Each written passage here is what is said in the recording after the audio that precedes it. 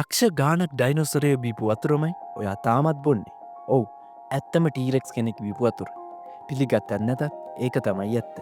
විද්‍යාඥයන් පවසන විදියට පෘථුවේ ජල සැපයීම කියන්නේ සංවෘත පද්ධතිය.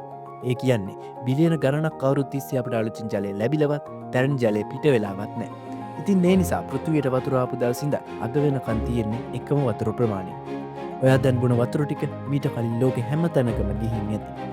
මුහුදෙන් වලාකුළුවලට, වලාකුළුවලින් වැස්සට, වැස්සෙන් ගංගාවලට, ගංගාවලින් මිනිස්සුන්ට, මිනිස්සුන්ගෙන් ටොයිලට් වලට, සමහර වෙලට එක කාලෙක ගිනි කන්දක වාෂ්ප විදියට ගිහින් ලැසියට විදියට මිදලා තිබිලා තියෙන්නත් පුළුවන්. සමහර වෙලට අවුරුදු ගාණක් ගුහාවක හිර වෙලා තිබ්බ වෙන්නත් පුළුවන්. නැමත් කෙනෙක් බීපු වතුර වෙන්නත් පුළුවන්.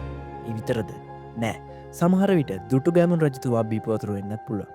නැත්නම් ඔයා කැමතිම නිලිය ග්‍රහණ ගත්තු වතුර වෙන්නත් පුළුවන්.